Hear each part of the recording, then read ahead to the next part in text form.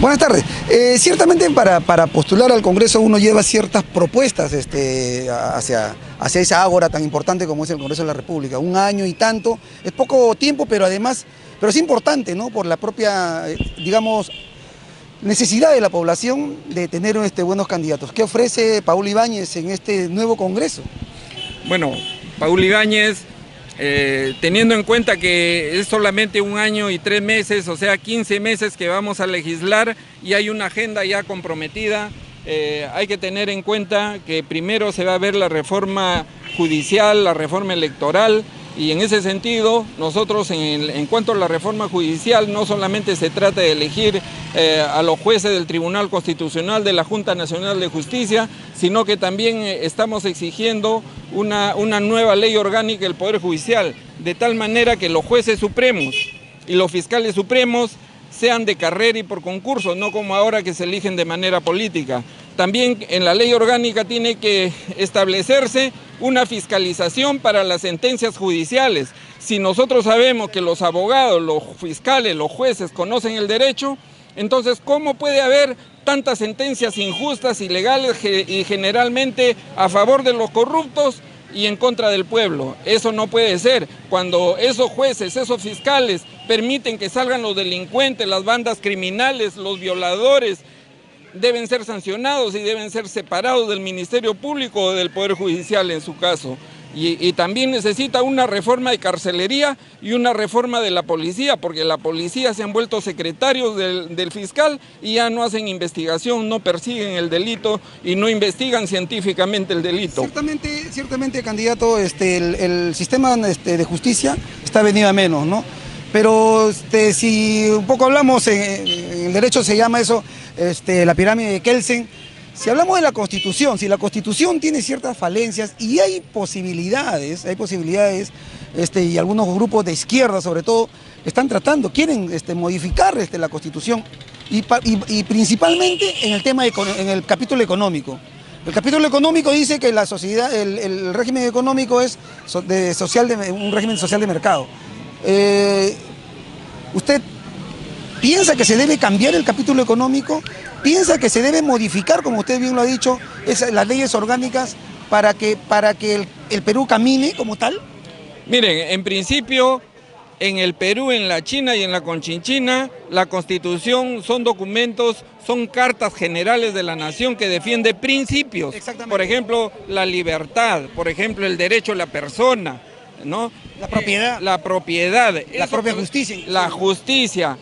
Entonces, si esos son los temas generales de la Constitución, no podemos estarlos cambiando a cada rato. Exacto. Ahora, si nosotros tenemos un problema con la economía, con la salud, por ejemplo, se denunciaba, hay que cambiar la Constitución porque no hay medicamentos básicos. Eso no se va a solucionar con la Constitución, solamente hay que ir al Ministerio de Salud y exigir que no haya monopolios con la venta de medicamentos, ¿no? Hay otro que dicen, por ejemplo, el régimen económico. ¿Por qué? Dicen los camaradas, porque hay contratos de Estado a Estado, dice, pero ¿por qué tenemos que cambiar la Constitución si la Constitución y el Código Civil dice, por ejemplo, que un contrato entre las partes se respetan? No necesariamente tiene que estar el Estado. Si el Estado hace un contrato de Estado a Estado, tiene que respetarse igual que de persona a persona.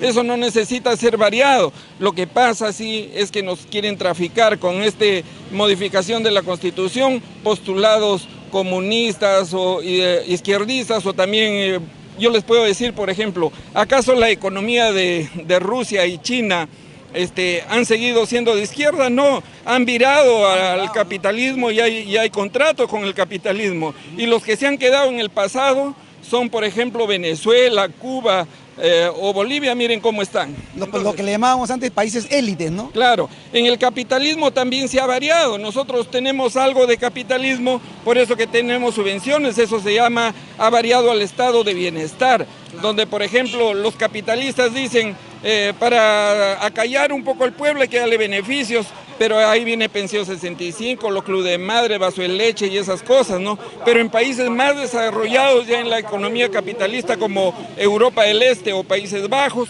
por ejemplo, El capitalismo sostiene todas las necesidades sociales, hay educación, salud para todos, no hay madres desprotegidas y todos los empresarios pagan impuestos y si no pagan se van a la cárcel. No es como acá que el Congreso corrupto exonera el pago de impuestos a los grandes capitalistas, a las mineras y a la telefónica y a todo, ¿no? Ciertamente La Libertad es un departamento, una región que básicamente su economía se da en función de la agroindustria, ¿no?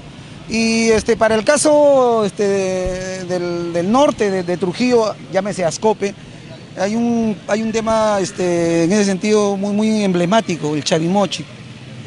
¿Qué va a hacer Paul Ibáñez al momento que llegue al Congreso para que se desarrolle esto? ¿Tú estás de acuerdo, por ejemplo, que esa tercera etapa de Chavimochi lo siga haciendo Odebrecht, o es que se tiene que reformular y convocar a otra licitación internacional?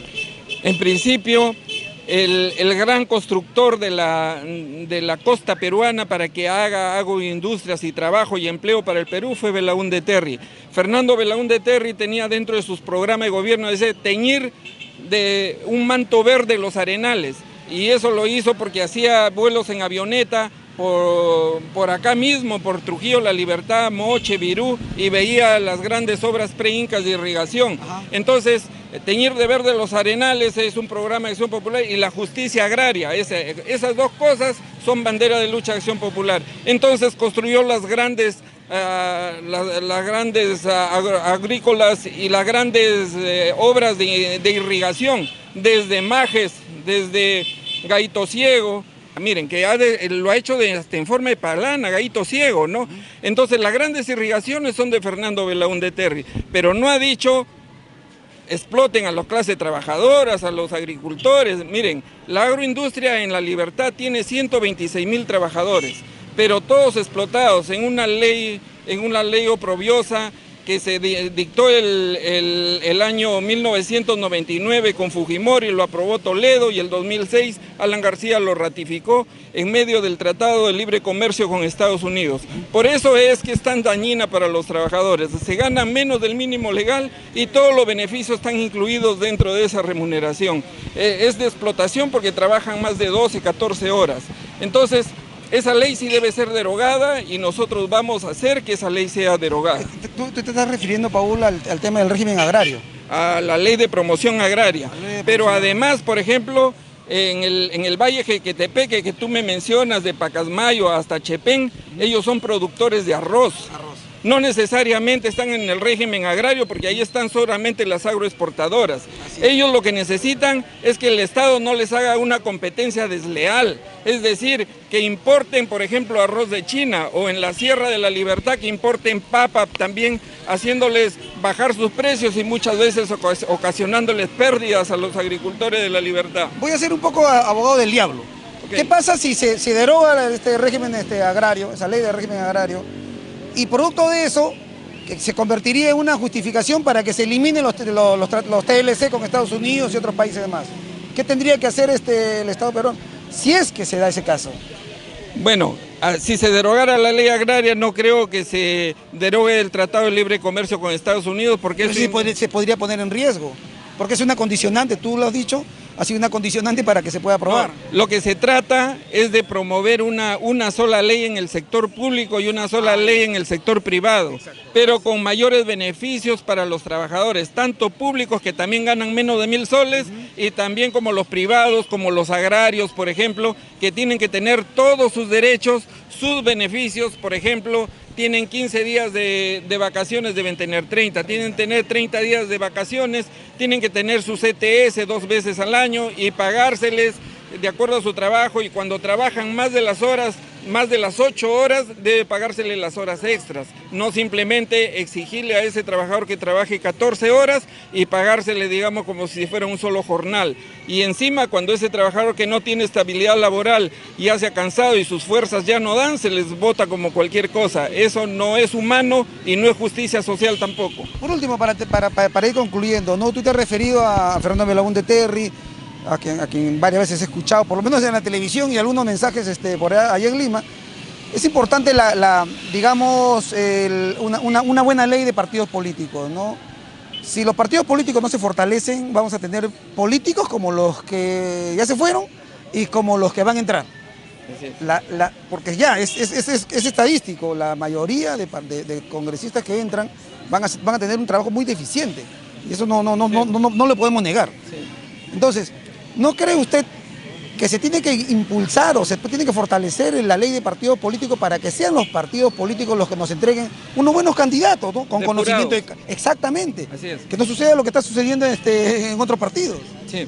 Es importante que haya una ley de partidos políticos, como ya se ha anunciado también. Es decir, que funcione la democracia interna de los partidos políticos, que no se elijan así como estamos viendo en estas elecciones, que hay invitados, ¿no? Dicen, yo soy invitado. Hasta en el mismo partido de Acuña, que ya es tradicional, dice el líder, yo los he puesto porque son los mejores. Y los candidatos mismos dicen, a mí me llamaron por mis competencias, ¿no? Eso ustedes saben que es mentira. Es un empresario, es un dueño del partido. Y hay otros partidos también que se nutren con puro reciclado. Casi la mayoría de partidos en este momento que están en competencia han aceptado o postulantes reciclados de otros partidos que han salido, o también han recibido, digamos, invitados, pero que no se les conoce su trayectoria política, su trayectoria económica, su trayectoria laboral. Muchos son empresarios, muchos están denunciados, pero no hay mucho tiempo para digamos, saber quiénes son, qué han hecho y cómo han demostrado su honestidad y su trabajo y su compromiso con el pueblo. En este caso, Acción Popular sí hace muchos esfuerzos para... Nosotros tenemos un estatuto, una directiva interna donde tú prácticamente tienes que hacer carrera al interno del partido y no puedes ser candidato al Congreso si antes no tienes mínimo, por ejemplo, 5 años, si no has desempeñado funciones directivas o si no has demostrado profesionalmente actos, digamos, de méritos que adornen tu personalidad para que seas candidato. O sea, tienes que hacer la meritocracia, tienes que tener estudios, tienes que tener capacidades y además, y sobre todo, que la militancia te elija. Nosotros tenemos un militante y un voto y no hay invitados. No hay, digamos, tampoco conciliábulos dolosos como otros que eligen delegados y en una cámara cerrada eligen quiénes son los candidatos. Tampoco hay eso en mi partido. Ahí vota toda la militancia en todo el largo y ancho del Perú.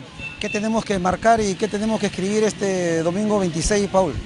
Miren, si ustedes creen a bien y creen en mis propuestas y creen en esta persona, en esta humilde persona, este 26 de enero, marquen la lámpara de Acción Popular y escriban el número 3 de su servidor, Paul Ibáñez. Gracias, muy amable, Paul Ibáñez.